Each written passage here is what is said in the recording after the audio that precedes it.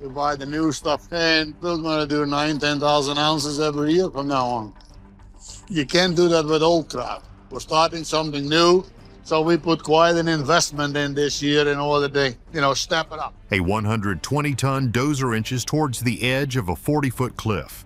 Below, the ground is frozen solid and millions of dollars in gold are locked within it. The only way to get the gold is to risk this $2.7 million machine in a move that seems absolutely insane. You have to upgrade. You have to get the iron. You got to work with the equipment, not work on it. This is the world of high-stakes gold mining, where the equipment costs are as staggering as the potential rewards. We're digging into the most expensive machines in gold rush history, behemoths that cost a fortune and represent the ultimate gamble for miners like Tony Beets and Parker Schnobel. D11 dozer. To put it mildly, gold mining in the Yukon is a war against the earth itself, and to win that war you need heavy artillery. In the world of gold rush, no one understands this better than the Viking of the Klondike, Tony Beets. You see, for his ambitious season, Tony set a goal that sounded almost impossible: 9,000 ounces of gold, worth a staggering $16 million. To even have a chance, he had to open up new ground at Paradise Hill, a claim he'd discovered 3 decades earlier, known for holding big, chunky nuggets. But there was a massive problem. The richest pay dirt was buried 80 feet down, locked behind a solid 40-foot thick wall of permafrost. If we're going to do 9,000 ounces, we better get some power out there. Ground as hard as concrete.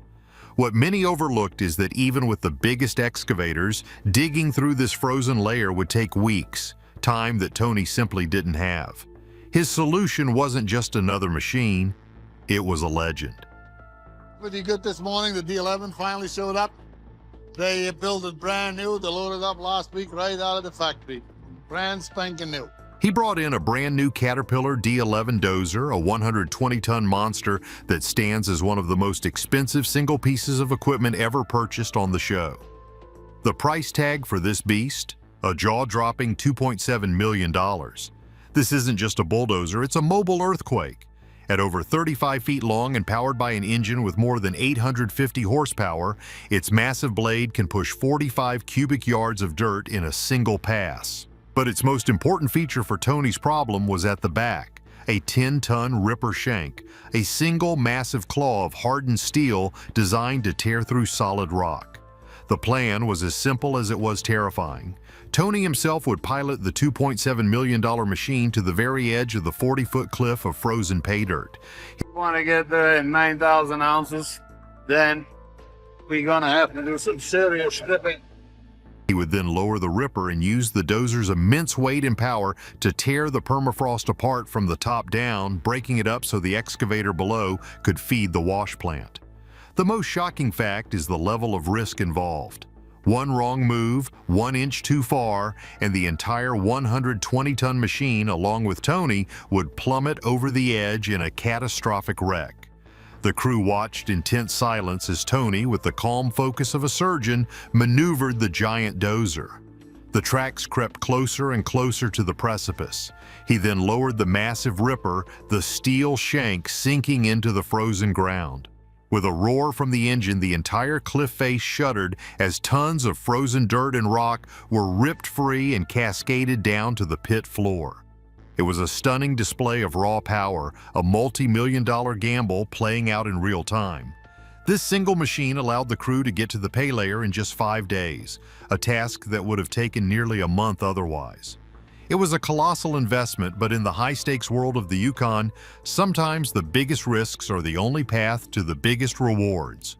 This massive dozer was a modern marvel, but its price was just the beginning of the story. A floating fortune. The thing nobody tells you about Tony Beets is that his biggest gambles aren't always on brand new steel. Sometimes they're on forgotten history.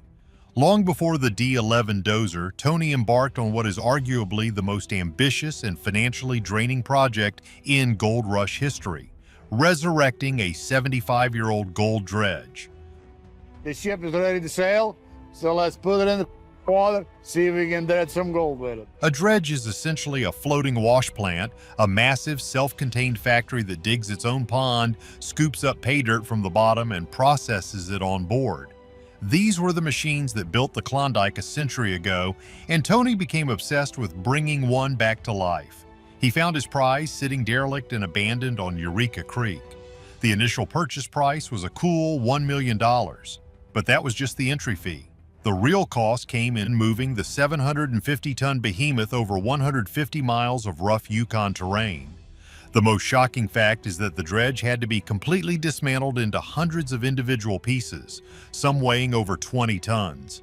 The move required more than 100 separate truckloads, a logistical nightmare that cost hundreds of thousands of dollars in transportation alone. Once at its new home on the Indian River, the real work began. Reassembling a 75-year-old machine without blueprints is a monumental task. The crew had to rely on old photographs and Tony's sheer force of will. What many overlooked was the hidden costs. Countless parts were rusted beyond repair and had to be custom fabricated. The massive bucket line, the heart of the dredge, needed a complete overhaul.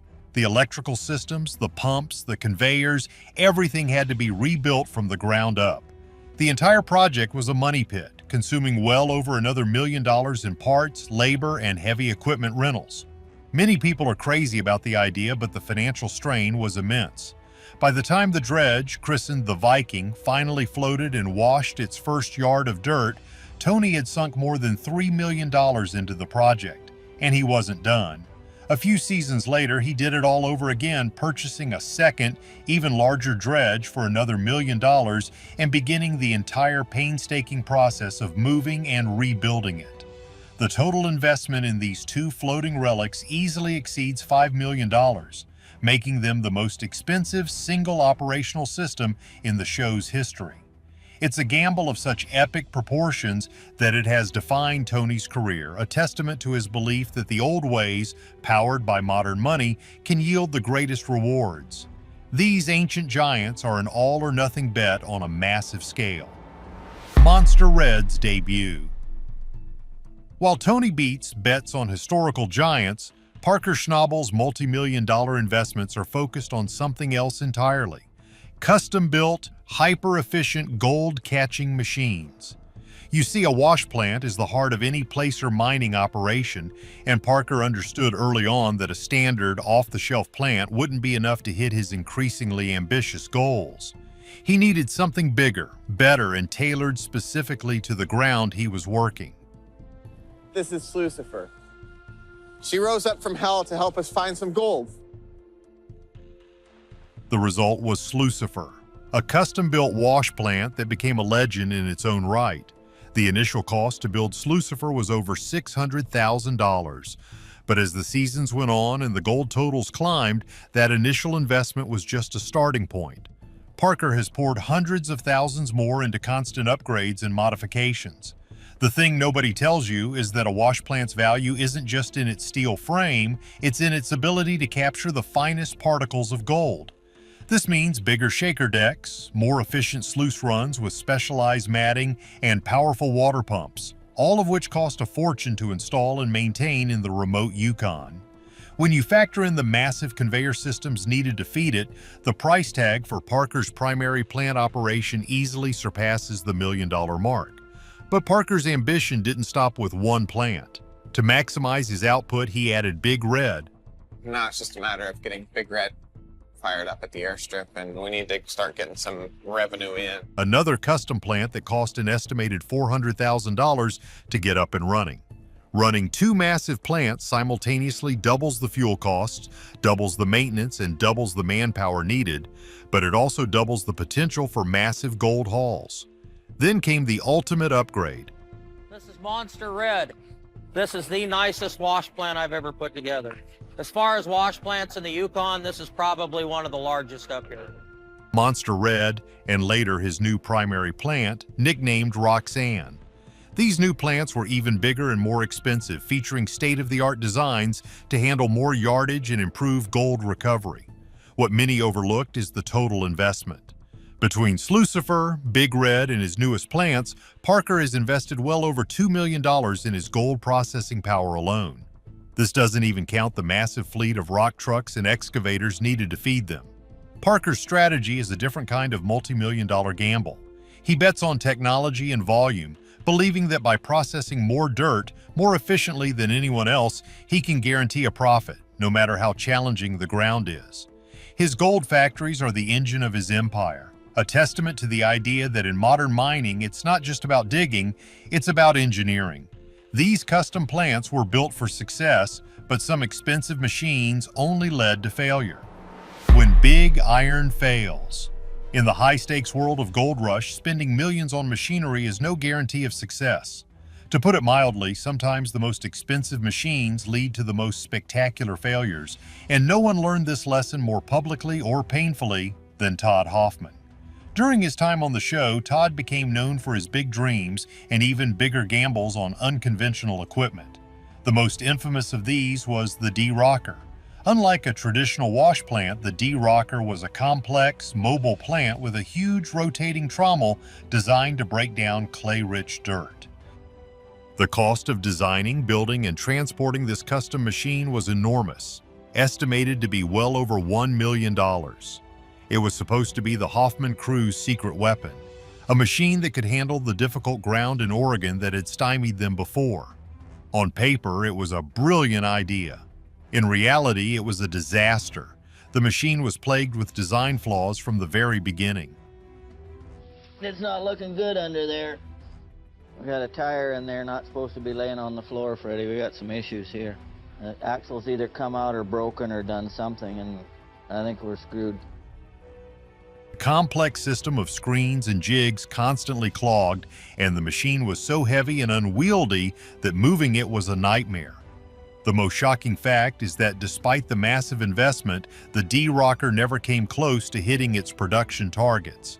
It became a symbol of the Hoffman crew's struggles, a $1 million monument to misplaced ambition.